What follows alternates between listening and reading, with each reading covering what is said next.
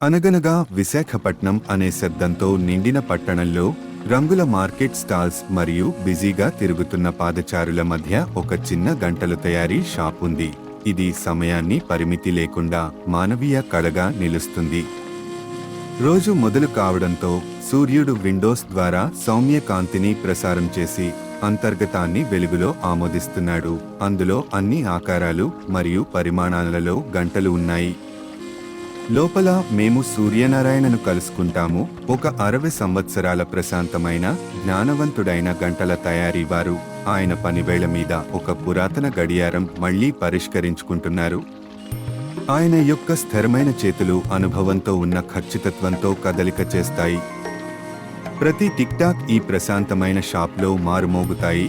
Entering చేయని వారికి సమయం స్వయంగా ఒక కళగా ఉందని గుర్తు చేస్తూ, ఈరోజు అయితే ఈ షాప్లో ఒక కొత్త వ్యక్తి రానున్నారు. పెద్ద కలలతో మరియు అనిశ్చితమైన ఆత్మతో ఒక యువకుడు. ఒక పెద్ద జింగ్ శబ్దం గడియారం షాప్ దరి దగ్గర రమేష్ అనే యువకుడు షాప్లో ప్రవేశిస్తాడు. అతని ప్రకాశవంతమైన కళ్ళు చుట్టూ తిరుగుతూ గడియారాలను పరిశీలిస్తాయి. ఆ గడియారాలు ప్రతి మూలను అలంకరిస్తున్నాయి. అతని ఆసక్తి పెరుగుతుంది, కానీ అలాగే అతని అసహనం కూడా. రమేష్ వ్యవసాయ పనుల్లో గట్టి శ్రమకు అలవాటు పడిపోయాడు, కానీ అతనికి కొంత విషయం లేదని అనిపిస్తుంది, ఒక లోతైన లక్ష్యం. అతను అనుకుంటాడు, ఈ మౌనంగా ఉండే రహస్యమైన షాప్ అతని భవిష్యత్తుకు కీలకమైనదిగా ఉంటుందో అని.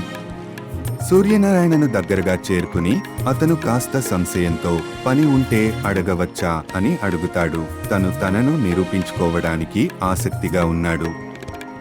సూర్యనారాయణ తన పనిని చూస్తూ అవగాహనతో చిరునవ్వు పెడతాడు. సూర్యనారాయణ రమేష్ను దగ్గర రా అని సంకేతం ఇస్తాడు. మృదువైన మాటలతో గడియారాలు చేయడం ఎలా అనేది చెప్తాడు. ఇది సహనం, ఖచ్చితత్వం మరియు సమయాన్ని ప్రేమించాల్సిన పని. నువ్వు నేర్చుకోవడంలో సహనం ఉందా అని అడుగుతాడు. రమేష్ యువకుడైన ఆశతో ఉత్సాహంగా తలెత్తుతాడు. అతనికి ఎంత త్వరగా అయినా నేర్చుకోవచ్చని అనిపిస్తుంది. కానీ సూర్యనారాయణ నవ్వుతూ, విజయానికి మార్గం వేగంతో కాదు, మనం తీసుకునే శ్రద్ధ, మెల్లగా వంతెన వేసే అడుగులతో కొలవబడుతుందని అర్థం చేసుకుంటాడు. ఈ పాఠం రమేష్ ఇంకా నేర్చుకోలేదు. సూర్యనారాయణ రమేష్కు ఒక పురాతన గడియారాన్ని చూపించి దాని గియర్లను ఎలా శుభ్రం చేయాలో చెబుతాడు. ఆయన చేతులు ప్రాక్టీస్ వల్ల సులభంగా కదులుతాయి. ప్రతి అడుగును చూపిస్తారు.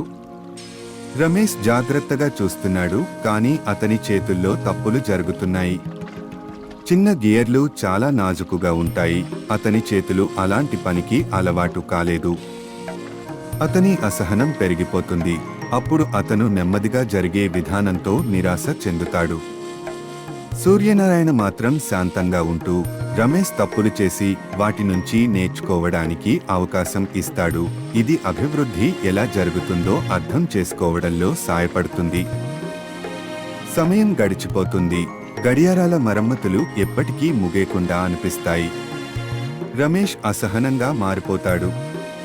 అదే పనిపై గంటల తరబడి పనిచేసినా అతను ఎక్కడికి చేరలేకపోతున్నాడు.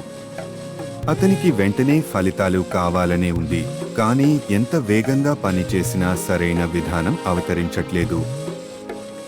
అతని అసహనం పెరిగి అతను తన చేతిని మెజ్ మీద కొడతాడు. సూర్యనారాయణ శాంతంగా చూస్తూ, ఇది ప్రయాణం భాగం అని చెప్పినట్టు ఉంటుంది. రమేష్ ఇంకా పూర్తిగా అర్థం చేసుకోలేకపోయాడు, కానీ అతనిలోని లోతైన భావన లేకుండా కూడా సహనం ప్రయాణంలో భాగమని స్వీకరిస్తున్నాడు. ఆ సాయంత్రం సూర్యనారాయణ సూర్యాస్తమయం ముందు రమేష్కి తన యువ వయస్సులోని ఒక కథ చెప్తారు. ఆయన తన శిక్షణలో గడిపిన సమయం గురించి చెప్తారు. ప్రతి గడియారం తయారు చేస్తున్నప్పుడు అది శ్రద్ధతో కసరత్తు చేయడమే, ఎలాంటి షార్ట్కట్లు లేవని చెప్పడం. ప్రతి టిక్, ప్రతి టాక్ అని సూర్యనారాయణ అంటారు. ఇది సమయాన్ని గౌరవించే సంకేతం. విజయాన్ని జాప్యం చేయొద్దు. ఇది పట్టుదలతో స్థిరమైన చెయ్యి చేత పని చేయడమే. రమేష్ జాగ్రత్తగా వింటూ గడియారాల తయారీకి సంబంధించిన స్ఫూర్తి మరియు జ్ఞానాన్ని తీసుకుంటాడు. ఇప్పుడు ఆయనకు అర్థం అవుతుంది, విజయానికి నచ్చిన పని చేయడం ఎంత ముఖ్యం. సూర్యనారాయణ మాటలు రమేష్కి జ్ఞానాన్ని ఇస్తాయి. అప్పుడు అతను శ్వాస తీసుకుని తిరిగి ప్రయత్నిస్తాడు. ఈసారి అతని చేతులు స్థిరంగా, దృష్టి కట్టుదిట్టంగా ఉంటాయి. అతను నెమ్మదిగా దృష్టితో పని చేస్తాడు. వేగం పెంచడం సహాయం చేయదని అర్థం చేసుకుంటాడు. గడియారం గియర్లు సరిగ్గా అమర్చినప్పుడు అతను ప్రశాంతంగా విజయాన్ని అనుభవిస్తాడు. అది ఇంకా పర్ఫెక్ట్ కాదు, కానీ అది మొదటిసారి. అది సరిపోతుంది. నెమ్మదిగా గడియారం రూపం తీసుకుంటుంది. ఈరోజు అతను మొదటిసారిగా అభివృద్ధి, సంతోషాన్ని, సహనం ద్వారా పొందుతాడు. గడియారం ఇప్పుడు పూర్తిగా మరమ్మతు చేయబడింది. రమేష్ దాన్ని గర్వంగా తన చేతుల్లో పట్టుకుంటాడు. అది కేవలం గడియారం కాదు, అది అతని అభివృద్ధి యొక్క సూచన. సూర్యనారాయణ ఆమోదంగా తలనొక్కి ఆయన కళ్ళలోని జ్ఞానం గత అనుభవాలను ప్రతిబింబిస్తుంది. రమేష్ సంతృప్తిగా భావిస్తూ ఇప్పుడు అర్థం చేసుకుంటాడు, సాధన ఒక రోజులో జరిగే విషయం కాదు, అది స్థిరమైన, కష్టపడి పనిచేసిన ఫలితం. సాయంత్రం లోతుగా జారిపోతుంది. షాప్ శాంతంగా మారుతుంది. రమేష్ వెళ్ళిపోతాడు. మరమ్మతు చేసిన గడియారాన్ని తన భుజం కింద జాగ్రత్తగా పట్టుకుని సూర్యనారాయణ అతన్ని చూసి చిన్న చిరునవ్వుతో తన ముఖం మేల్కొలుపుతారు. షాప్ ఇప్పుడు గంటల గడపతో నిండిపోతున్నప్పుడు సమయం అతని రక్తంలో కదులుతున్నట్లుగా అనిపిస్తుంది. ఈ కథలో సారాంశం ఏమిటంటే, స్థిరత్వం విజయానికి ముఖ్య కారణము. ఇంతటితో కథ ముగిసింది. కథ నచ్చితే లైక్ కొట్టి సబ్స్క్రైబ్ చేసుకోండి. మోటివేషన్ కలుగుతుంది. మరిన్ని కథలతో ముందుంటాం. ఇక సెలవు.